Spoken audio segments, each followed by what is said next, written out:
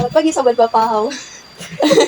Jadi hari ini kita lagi ada di Desa Wisata Tembi dengan Pak siapa? Atau Jutoto. Jauh.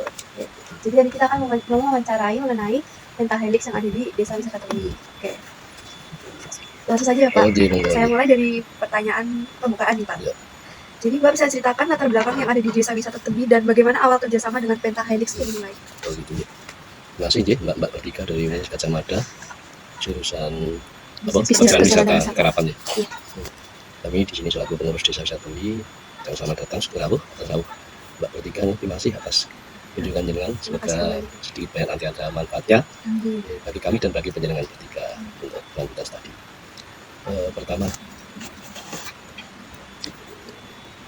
Pertama dari Desa Wisata Tembi itu kan nggak mungkin ya yang namanya Desa Wisata Tembi itu tidak kerjasama dengan perguruan tinggi, dengan pemerintah, dengan pemerintah desa maupun pemerintah kabupaten maupun provinsi.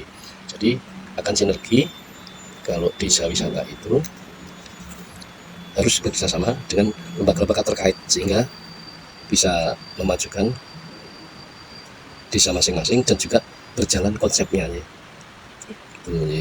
Terus selanjutnya dari masing-masing kelembagaan itu yang bersama dengan desa wisata itu kita biasanya itu mengadakan dialognya.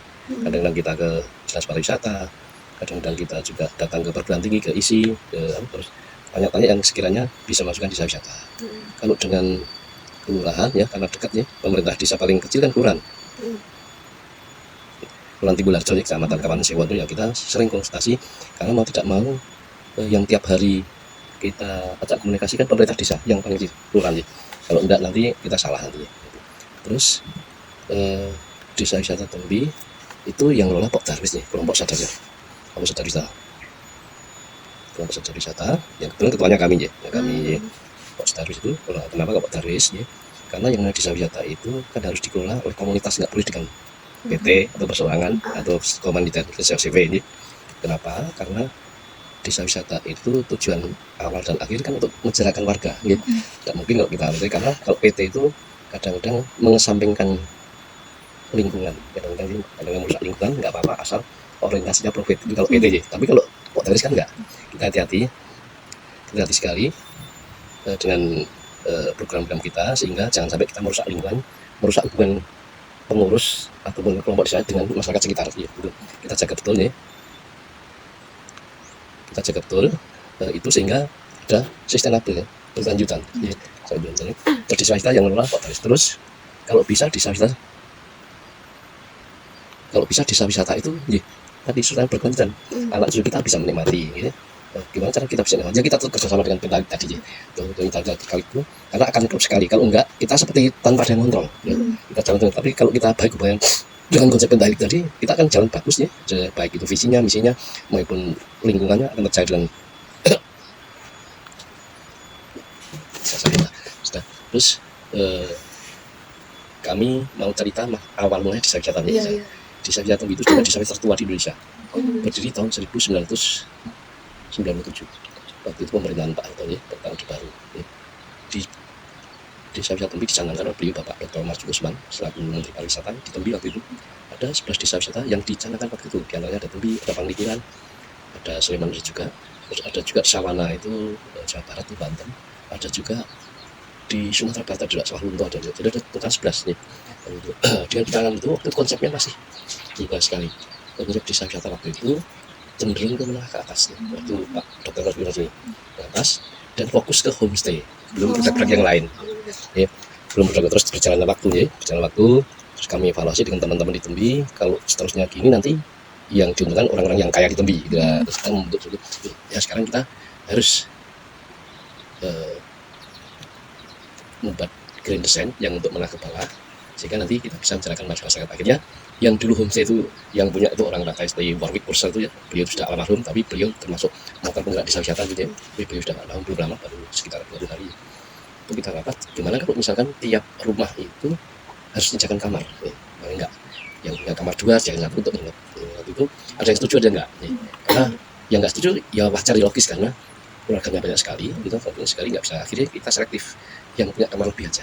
Terus buktinya waktu itu ya belum seperti sekarang ini ya, jadi ada yang untuk yang to have, untuk menengah ke atas, dan itu yang paling bawah. Karena rumah misal 2-3 rumah dengan 3 kamar jam 1 itu sangat minim sekali ya. Itu waktu ada kalau nggak salah 11 homestay ya. Oke, 11 homestay sudah lah, nggak apa-apa, dari embrio 11 nggak apa-apa.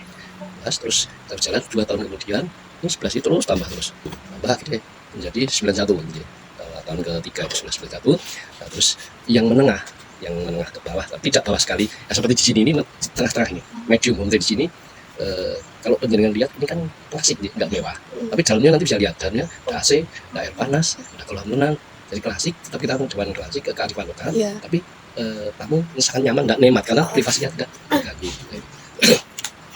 Itu pun kami terus koordinasi terus dengan dinas pariwisata dan dengan bapak dosen isi dan mahasiswa karena yang namanya desainer kan isi ada jurusan desainer sih, kita sering komunikasi terus dengan dinas pariwisata karena biarnya perasaan kita bukan antara perguruan tinggi, harus ada perguruan tinggi, harus ada pemerintah daerah gitu, kita ini kan segitu, jadi jalan bareng, saling kontrol lah. Nah, jalanlah sampai sekarang dan kebetulan homestay yang di sini di tim ini sudah 2 kali menerima penghargaan dari ASEAN. Tahun 2016 kami itu menerima penghargaan dari ASEAN ya, di Filipina di Manila tepatnya.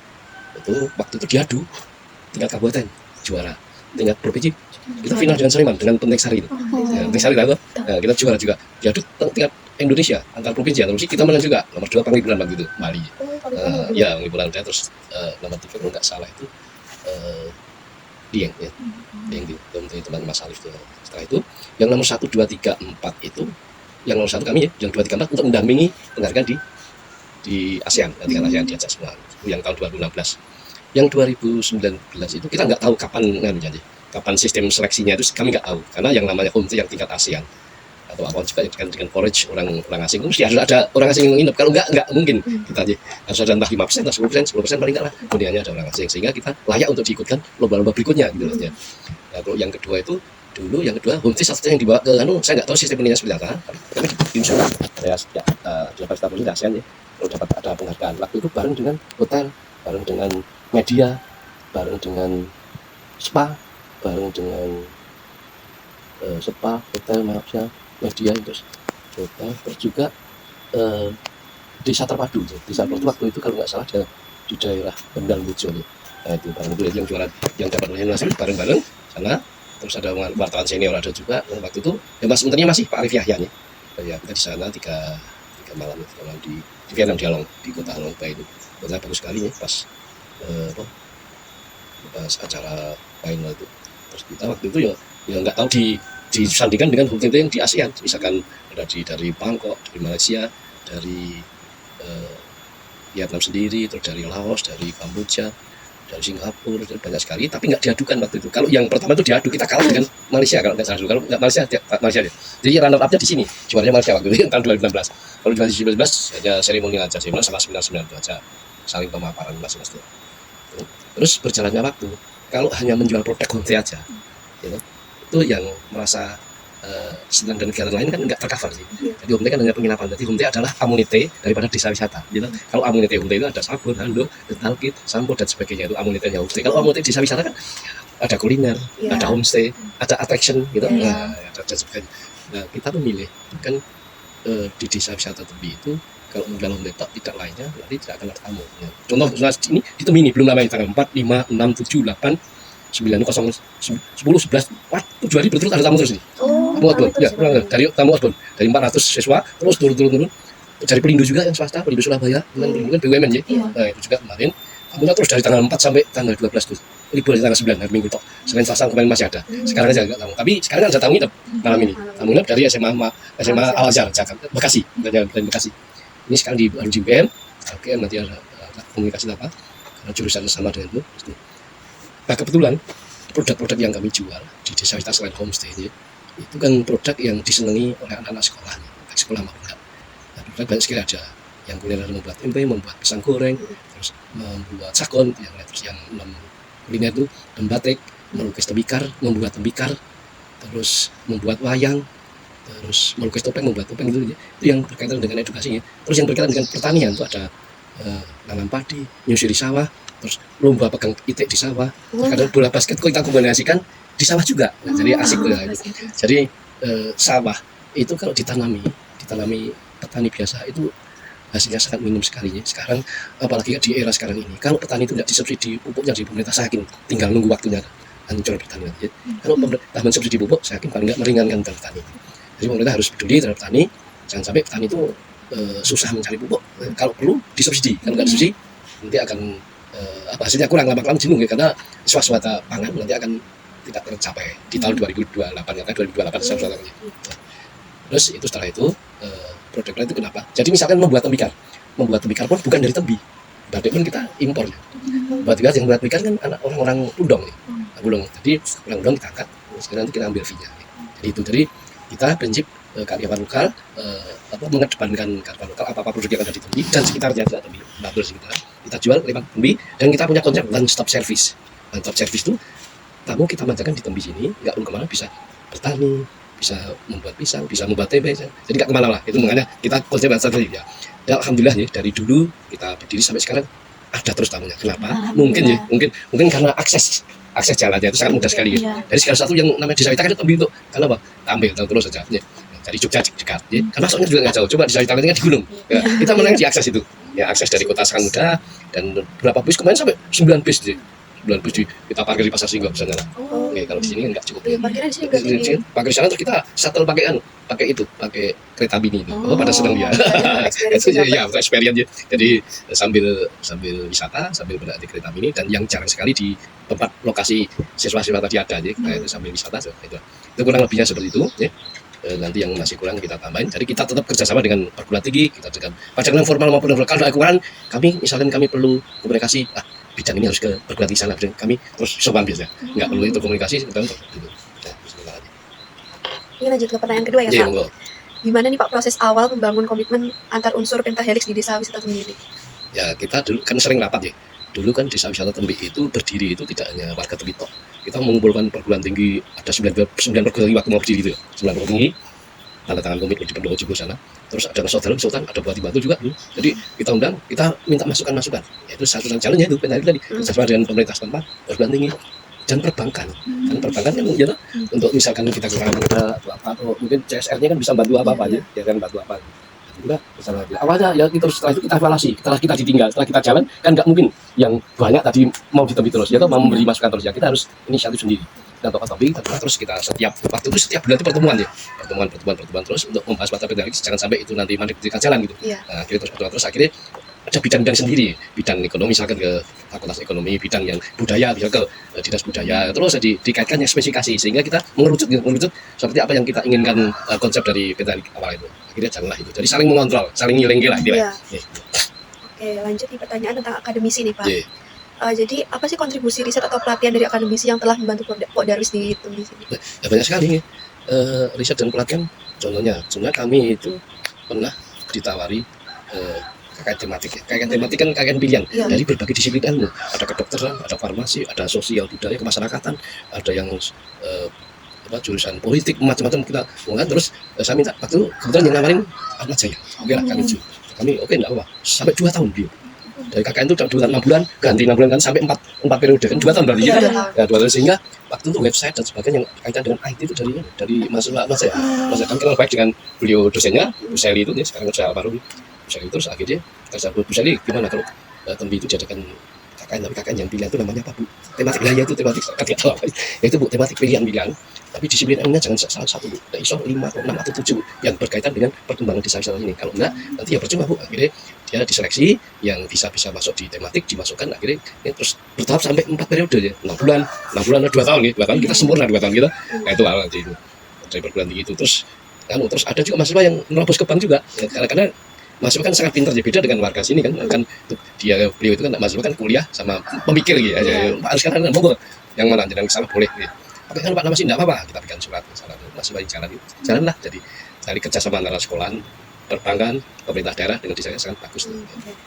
Oke, selanjutnya itu bagaimana hasil kajian akademisi itu membantu meningkatkan daya saing dan keberlanjutan wisata berbasis budaya di desa wisata ini? Ya, dulu ada kalau budaya itu kita kerjasama dengan isi dan dinas kebudayaan DIY.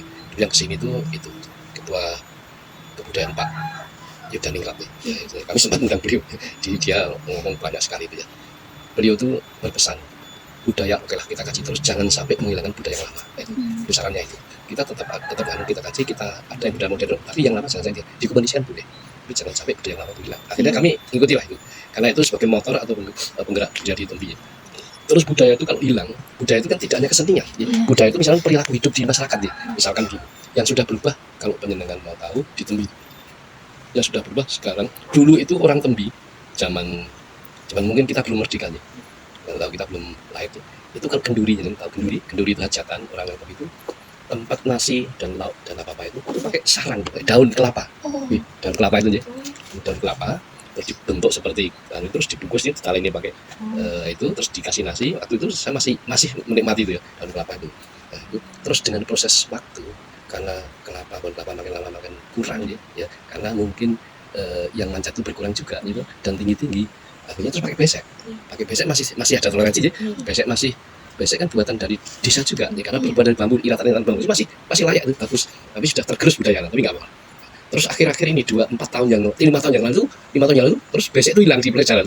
Karena apa? Karena sistem ekonomi karena orang hidup itu kan efisien, segala sesuatu nggak iso murah. Nah, akhirnya disingkirlah besek disingkirkan pakai plastik. Pakai plastik berjalan 3 tahun lah. Terus kita dengan teman-teman desa wisata terus Mas yang ini caranya budaya yang udah hilang. Plastik kan limbah gitu. Nah, kita kaji sekarang gini, kita sosialisasi ke RT kalau bisa kenduri dan sebagainya hajatan itu jangan sampai ada sampah plastiknya ya. Nah, terus Pak ya nanti sementara kita subsidi besek. Jadi di sana subsidi besek ini untuk hajatan itu. Nanti lama-kelamaan harus mandiri, jangan jaga idan desa saya terus. Harus mandiri. Kalau nggak mandiri ya namanya orang hidup kan harus mandiri lama-kelamaan. Jadi ya terus kalau misalkan orangnya nggak mampu betul kita subsidi. Hajatan itu kita kasih besek orang, jangan sampai plastik untuk menghilangkan itu. Mungkin jadi itu untuk pelestarian budaya gitu. Karena budaya kan tidak hanya kesenian ya. Nah, budaya yang berkaitan kesenian masih ada, misal karawitan, terus cokean, terus kicok lesong itu masih rutin latihan juga.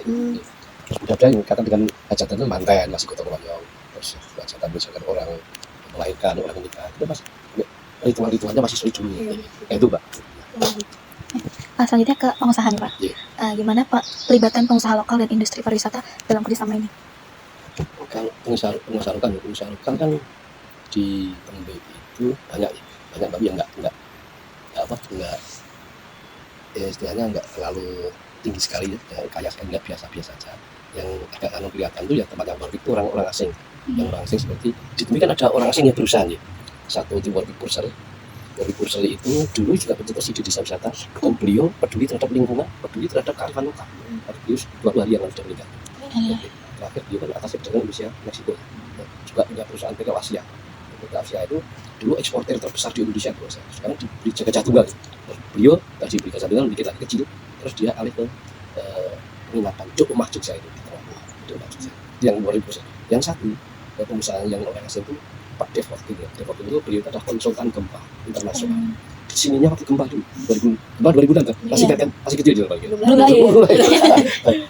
2000-an kan ada gempa dasar di Bantul karena kebetulan pusatnya kan di Bantul yang jadi sesar gempa pusatnya kan sesar 4 yang Pak ke timur mesin itu jadi pusat gempa sehingga Bantul itu ada sangat dahsyat sekali, banyak sekali meninggal di Bantul. Lainnya hanya imbas dasar. Itu beliau datang karena konsultan internasional datang, dia enggak hanya di Bantul di Kabupaten, tapi dia tertarik di Tembi. Akhirnya dia beli kontrak terus sekarang di belakang punya desa itu punya kontrak tanah kas desa Kabupaten. Terus dibuat untuk heritage untuk penyerapannya, untuk kadang-kadang ada kegiatan yang seremonial untuk wisata gitu. Pak Dev dan orang lainnya yang pengusaha seperti Pak Tatang itu, Pak Tatang termasuk pengusaha asli. Kami punya UT termasuk pengusaha UT. Kami seperti ini kenapa? Karena waktu itu seperti ini dibolehkan, tapi waktu itu ada tarik ulur, ada pro kontra tem jurinya itu apakah ini betul UT? Ya syarat-syarat UT kan satu, yang punya harus di tempat sini. Ya, itu maksimal 3 waktu itu ya. Kita memang punya 2 waktu itu kan, tapi konsepnya beda. Kalau yang tangga-tangga itu misalkan di rumah itu kamarnya jadi satu dengan jadi tamu itu berinteraksi dengan pemilik lah itu. Nah, konsep kami beda, kami paparkan di muka tem juri. Kalau seperti itu, oke lah saya setuju. Tapi apakah enggak melihat kalau tamu itu memberi masukan yang macam-macam banyak ya? Pak, sebaiknya jangan itu enggak seperti itu untuk kecamannya. Jadi biar privasinya enggak terganggu, biar rimasan itu dipakai kamarnya. Jadi tidur di tengah. Nah, sama lo tamu itu. Ya, saya paparkan di tim juri waktu dari Jakarta. Jadi harus ternyata beliau menerima. Nah, pendampingnya umumnya di kanan kiri itu Bu, pendampingnya. Bu Titin itu waktu keras sekali. Memang waktu setelah Ibu kita diadu dengan Tenteng Sari waktu itu. Ternyata kita yang menang. Tapi ini syaratnya itu sudah terpenuhi. Buktinya 3, tidak lebih dari 3. Terus yang punya outdoornya juga di dalam itu cuma di tengah. Gitu. Terus kamar di kanan ini masih boleh ternyata. Nah, kita menang kan, juara di Indonesia waktu itu. Terus sekarang pada yang buat gini banyak sekarang. Iya. Yang buat kalau di sini jangan lihat kan kearifan lokal kan klasik aja tuh, nggak Iya, mewah di sini, desa nggak mewah gitu, klasik. Gentengnya iya genteng lama kayak gitu. Nah, kenapa? Kena batu kecil atau kena gayam pecah, Iya. kita harus maintenance perawatannya sangat tinggi sekali biaya perawatan itu.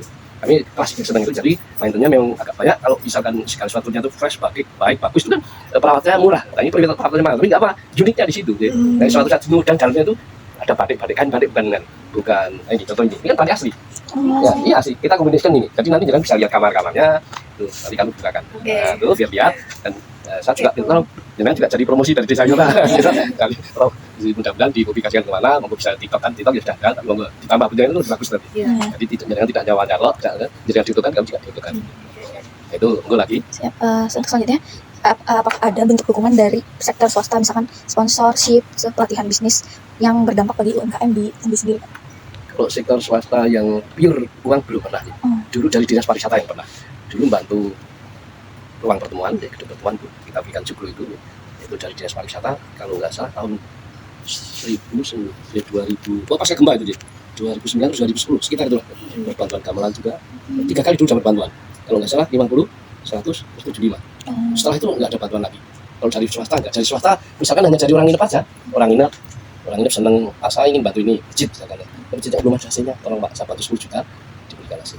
Jadi orang-orang yang nginep itu justru, terus orang nginep juga, Pak ini besok kami bantukan sapi sini 1, besok kalau pas hari korban tolong dibagi-bagikan dagingnya ke warga sini. Tuh ada gitu, nanti insidental, spontanitas, bantuan yang reguler gitu belum pernah dari pemerintah. Bantuan dinas pariwisata yang dinas terkait itu ya kadang-kadang itu pelatihan uang ya ada pas gempa itu uang suruh bikin apa jamban apa itu waktu itu pas gempa itu. Kalau untuk pelatihan bisnis itu berarti nggak ada juga ya Pak? Nggak ada juga. Tapi ya di desanya berarti sering untuk dipanggil dari dinas pariwisata untuk pelatihan juga. Kalau dinas pariwisata ada dana mesti dialokasikan ke desa-desa terus diundang kapan pelatihan itu macam-macam ya. Kadang-kadang dinas pariwisata kerjasama dengan perguruan tinggi juga, dari sumber dari perguruan tinggi memfasilitasi, jadi dinas pariwisata memfasilitasi aja tempatnya dan akomodasi dan sebagainya. Oke, selanjutnya tentang masyarakat ya Pak. Gimana masyarakat setempat merasakan dampak dari kerjasama sama Pentahelix ini di kehidupan sehari-harinya? Kalau masyarakat lebih sangat nyaman deh adanya Pentahelix itu, karena apakah satunya sangat terprogram, terus misalkan ada sesuatu hal yang berkaitan dengan Pentahelix kita langsung dijawab, nggak nunggu lama sebulan 2 bulan, nggak, langsung paling lama 3 hari ini Pak solusinya gitu. Langsung dijawab. Ini lah dijawab. Nah, kalau bisa beliau bantu, kalau nggak bisa kasih arahan ini loh jalan seperti ini harus. Itu sudah sangat mengatur sekali kami itu. Kalau nggak ada itu seperti orang mati lagi listrik, seperti orang jalan masih nggak pakai lampu kan, kita harus gitu memang, harus kerjaan gitu. Untuk selanjutnya, apa sih Pak peran masyarakat buat menjaga dan mengembangkan daya tarik wisata di sini? Gitu. Jadi wisatawan itu kan tujuannya satu bahagia kan, tujuan lokasi datang seneng pulang bahagia. Kalau datang seneng pulang cemberut kan percuma, berarti nggak mengenal. Wisatawan datang, kok gini-gini, dan kegiatan di sini seneng. Itulah cara itu dipertahankan seperti itu. Banyak senyum, terus banyak tawaran yang baik-baik. Jangan sampai wisatawan ada raja yang harus kita hormati. Harus kita hormati. Kira sering-sering wisatawan datang itu pakai storytelling ya. Jangan cerita masalah sini gini. Misalnya contohnya gini ya. Di tempat kami ini ada salah satu kamar yang sakralnya. Nah, kamar itu kalau dinepi 3 malam berturut-turut suatu saat akan menjadi raja yang nginep itu. Sudah terjadi ya. Misal Pak Anies Baswedan nginep 3 kali di sini. Itu jadi gubernur tuh saya nyala itu. Itu ada prasasti pasca. Terus Sujiwo Tejo yang budayawan itu kan nginep setiap di Jogja nginep di sini. Enggak di mana-mana. Soteng di Klaten pun nginepnya di Tembi. Di Kulon Toko nginep di Tembi. Di Purworejo nginep di Tembi. Di Magelang nginep di Tembi. Sujiwo Tejo itu. Terus Pak Abdullah Aswar Anas waktu masih jadi bupati nginep di sini sama keluarganya. Terus setelah 3 bulan jadi menteri itu, menteri Pan RB itu. Atau ya itu. Jadi kamar itu, tapi kalau yang nginep pakai anak kecil mesti nangis terus. Misalnya Mbak anak di bawah umur 2 tahun atau 1 tahun nangis terus. Kalau nggak pindah kamar itu nangis terus. Itu kami ceritakan kan seperti storytelling. Ya, kita ceritakan itu sambil promosikan. Tapi kenyataannya seperti itu gimana? Saya tuh bingung kadang-kadang gitu. Kok kamar sih? Kalau saya bingung. Kok kamar ini? Iya. Setiap anak kecil masuk itu nangis sih. Kalau lama di sana kalahnya sebentar nggak lama tidurkan itu nggak tidur nangis malah. Ya dipindah baru nggak nangis. Saya sendiri heran kok pohon jantung saya bilang gitu. Anak kecil kan bisa. Terus dipindah di kamar nggak apa-apa. Itu kan kadang saya cerita itu, wah Pak Toti storytelling. Iya memang iya storytelling ya. Ya memang cerita itu menarik biasa juga. Tapi kita seperti apa? Jadi kita kalau ada tamu yang sekelas gubernur ke atas itu mesti kami siapkan prasastinya.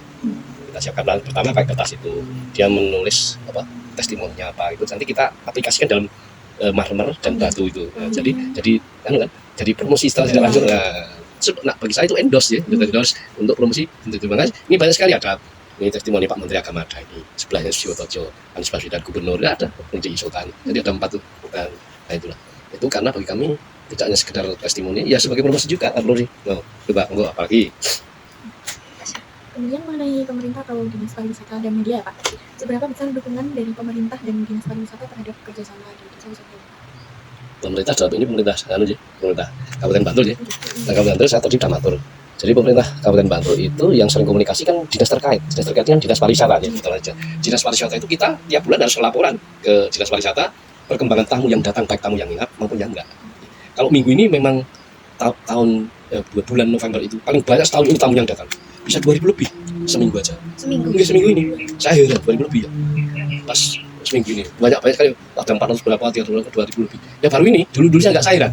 Dulu memang sebelum pandemi atau COVID itu banyak tamu. Tapi saya heran ini dari tanggal 4 sampai kan kok banyak sekali saya heran jadi sampai kepala sampai capek yang mulai. Liburnya sehari tok minggu. Dari tanggal 4, 5, 6, 7, 8, 9 libur, 10, 11, 12, 8 hari turun capek kan. Ya, tapi alhamdulillah beliau senang karena ada cuannya ya. Kalau nggak ada cuannya, ya nggak bisa untuk membantu karena itu cuan itu nanti kita alokasikan juga ke warga Tembi lewat RT-nya. Nanti kita dapat RT ini kita kasih subsidi tiap Desember nanti kita kasih RT ya. Kalau punya uang banyak 1 juta per RT, bukan untuk RT-nya loh, tapi untuk warga itu enggak secara ada RT enggak. Terus masjid sini kan ada masjid Muhammadiyah, masjid MU yang sana Muhammadiyah sini MU. Kita kasih juga pemuda juga, ada muda 2 juga. Nah itu kenapa? Karena kalau nggak seperti itu nanti akan ada kecemburuan sosial. Itu di mana-mana ketemu sosial harus ada. Wah, yang ikut kegiatan cuma itu aja. Aku kan meriin gitu lah. Padahal ya nggak gitu, kita yang betul-betul nggak punya kerjaan atau di rumah itu sangat minusnya kita ajak. Jangan sampai dia jadi penonton. Kita ajak. Nanti bagi-bagi untuk satu-satu, untuk second enggak apa. Kita kan senang sekali di guyupnya itu. Itu kita menjaga jangan sampai ada kecemburuan sosial. Nah, itu kita alokasikan tiap tahun.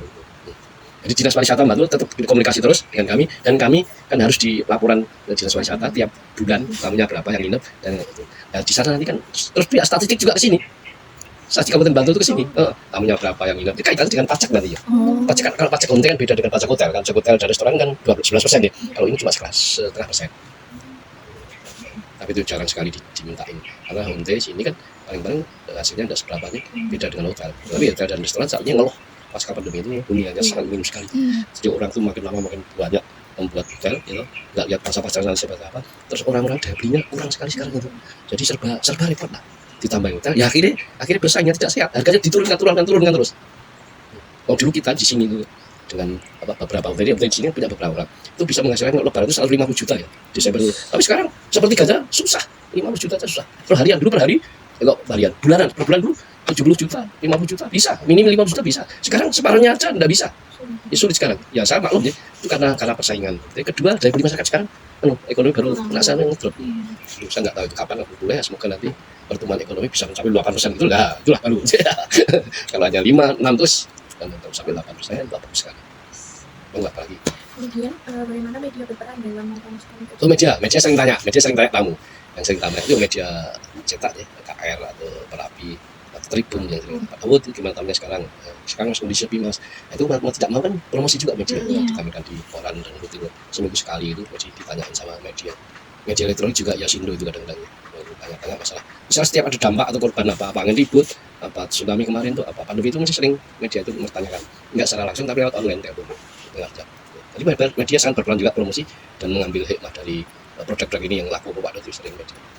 Kalau untuk media sosial seperti atau pemerintah juga membantu dalam promosi? Enggak juga media sosial. Pemerintah membantu promosinya lewat dinas pariwisata itu. Jadi satu pintu ya. Jadi kita diminta gambar-gambarnya, foto-fotonya, suruh ngirim terus promosinya bareng. Satu latihan satu gitu. Jadi promosi bersama. Karena promosi satu-satu enggak. Promosi bersama tadi. Terus misalkan Pak Bupati Bantul karena kedekatan aja Pak Bantul. Saya itu kenal dengan Bupati sejak Pak Itam saya kenal setelah Pak Itam kan Bu Itam, setelah Bu Itam kan Pak Sono, ya saya kenal terus sama beliau itu, sama kenal itu kalau ada tamu masuk sini, dimasukkan sini, Pak Itam, Bu Itam, terus sekarang sampai Pak Alim itu kalau ada tamu masukkan sini, kamu misalkan edukasi pendidikan itu apa keluarganya itu masuk sini, Pak Alim, ya, karena sudah tahu di sini itu kan nggak mewah klasik, nggak mahal, cukupan lah, nanti bisa kami tampilkan sudah selesai baca betul. Nanti kalau di desa ini promosinya dari mulut ke mulut ya Pak? Ya, itu betul. Jadi kami tiap hari itu ini pegang HP-nya aja. Karena yang pegang marketing kami dengan Pak Acoy itu. Jadi dua orang sakit kan wis. Kalau yang namanya tamu itu begitu browsing 5 menit 3 menit nggak dibalas tuh dia malas. Nggak peduli dengan saya. Terus pindah. Begitu ada begitu harus kita jawab. Jawab apa saja. Apa yang diminta beliau? Itulah apa perlunya marketing gitu. Kalau nggak gitu nanti kecewa dia. Iya. Kalau misalkan 1 jam harus dibalas, wis berarti nggak peduli. Ya itu ya promosi seperti itu. Harus setiap hari harus pegang ini, nggak boleh mati HP. Harus biarpun sini ada wifi, harus ada catanya harus ada. Jadi ngawekani error live seperti mati lampu ini berarti error kan. Nah, saya catat. Tadi nggak pernah habis catanya, saya 2 orang dengan Android. Jadi, itu harus gantian. Saya tidur begitu terus. Malam pun kita layani semacam kita buka malam tiduran itu nggak kita matikan, nggak kita silent gitu. Suara ini kita harus bangun. Kalau nggak kecewa nanti hilang peluang itu loh. Karena peluang itu hanya 1 kali. Ya, itu harus minjem gitu. Saya dulu karena waktu itu saya kuliah itu ngambil skripsinya juga marketing gitu. Jadi harus marketing tamu dan raja. Saya dari SMA 3 Mbak dulu. Dan lalu apa sih? Terus saya di UPN. Di UPN dulu, di UPN sama UPN dulu. Di UPN saya hukum, di UPN saya ekonomi. Tapi hukum nggak kuat. Apalan tuh nggak mampu. Kuliah 2 lokasi itu nggak mampu saya dulu. Double bareng UPN susu mumet aku nggak kuat untuk saya tak tinggalkan yang hukum tak tinggalkan di ekonomi itu terus pas bikin skripsi itu saya ngambil yang marketing itu. Dosen waktu itu dosen pembimbingnya ya dari UN, 2 orang, yang satu dari yang UN, dosen pembantunya itu dari UI, Pak. Tapi karena saya prinsipnya kalau mencari pembimbing itu bisa orang itu yang senior, kalau enggak pas pendaftaran jadi rugi. Kalau senior kan pendaftaran itu dosen lainnya kan takut sama dia, itu biasanya gitu, harus yang senior. Jadi sangat membantu sekali kalau dosennya senior. Kalau enggak ya wis pas pendaftaran itu misalkan pendaftaran 3 atau 4 orang, dia kan mesti ngewangi, ngasih bimbing mesti ngewangi dosen mesti ngewangi. Kalau yang dibimbing, kalau nggak ngewangi berarti dosennya harus gitu, mesti ngewangi. Jangan sampai anak asuh saya nggak lulus, mesti diwangi. Kurang apa ditambahin, itu kurang ini dah. Mulai milih aja pas pendaftaran itu, milih dosen betul-betul yang dosen senior, yang punya power pasti pendaftaran itu. Kalau nggak punya power kalah aja, jangan kudu pinter, kudu bisa jawab gitu. Itu ada lagi. Kemudian untuk sambil di bagian penutup ya, apa harapan dan rencana ke depan dari Pak Darwis dalam pengembangan wisata berbasis kerjasama Pentahelix? Ya kita harus merapatkan barisan ya, supaya Pentahelix itu jangan sampai mundur dari desa wisata Tembi. Kita harus mengikutilah aturan beliau-beliau itu. Jangan sampai dia mundur, dia jenuh, dia terus berkelanjutan, sehingga ke depan andai kata nanti toh kami bukan jadi pengurus, nanti generasi selanjutnya bisa berkesinambungan. Jadi pertamanya secara bagian itu berjalan itu. Kalau ditinggal nanti repot kalau pas ada suatu hal yang kaitannya dengan perguruan tinggi atau bank atau pemerintah, itu akan repot sendiri. Pas kalau dilanjutkan, nanti mas yang dikembangkan ya di Pentahelix itu bisa jalan bareng. Kemudian bagaimana strategi dari desa wisata Tembi untuk menjaga keberlanjutan kolaborasi Pentahelix dalam jangka panjang? Ya kita harus sering-sering misalnya ada pertemuan kita undang itu salah satu kelembagaan yang ada kita undang. Kalau tidak diundang nanti akan putus mata rantai itu. Kita undang, pas ada acara-acara kita undang, baik itu ceremony yang resmi maupun nursery kita undang. Kalau enggak nanti dia juga tidak peduli lah. Sobat misal tidak dibutuhkan sekarang gitu, sudah gitu ditinggalkan biasanya. Kalau terus setiap kali diundang, setiap ada diundang dia merasa diuangnya lah. Diuangnya dia akan peduli sekali. Kalau ada kue di tempat beliau itu mesti ngomong sama kita. Kalau ada kue, ya toh, kalau ada kue, kalau enggak peduli ya udah dia harus kawis lah, kenapa peduli ya wis satu kue aja. Kan gitu Pentahelix gitu deh. Kemudian apa pesan bagi desa wisata lain yang ingin menerapkan modal Pentahelix seperti yang dilakukan di Tembi? Ya semua desa wisata mesti ingin seperti desa lain. Pentahelix itu harus ya. Kalau enggak akan pincang nanti karena saling mengisi kekosongan dari desa wisata. Nah itu harus dijalankan desa wisata. Harus kalau enggak ada yang peduli terhadap Pentahelix gitu, enggak ada yang peduli, nanti susah majunya. Ya, pengawasan susah, majunya susah. Soalnya segala sesuatu yang misalkan kita nggak bisa jawab, nggak bisa menyelesaikan persoalan yang ada, lewat Pentahelix itu kita akan rasakan nyaman dan enak. Dengan catatan kita hubungannya secara personal juga baik, secara kelembagaan juga baik. Kalau secara kelembagaan baik, secara personal orang-orang yang di lapangan nggak baik, ya nanti ya berat. Jadi secara personal juga baik, secara kelembagaan juga baik. Kalau hanya salah satu aja berisiko. Coba dengan di desa kelurahan aja, yang kenal baik dengan dengan perangkat desa, perangkat kenal baik. Tapi dengan Pak Lurahnya nggak baik, bisa dengan ya tuh. Dengan kelembagaan baik, dengan personal juga baik. Yang satu. Oke, baik, mungkin itu aja Pak pertanyaan dari kami. Sudah 50 menit ya? Oke. Jadi ya baik. Mungkin teman-teman, ya ini dia hasil wawancara kami dengan Pak Daud ya di Desa Wisata Tembi. Mungkin itu aja. Mungkin kalau ada yang kurang mengenakan Bapak, kami maaf ya Pak ya. Sebelumnya makasih banyak loh Pak udah mau sharing sama kita. Bye. Nanti kita bakal tunjukin homestay ya Pak. Ya. Isi homestay yang ada di Desa Wisata Tembi. Bye. Yuk sekarang calon lagi.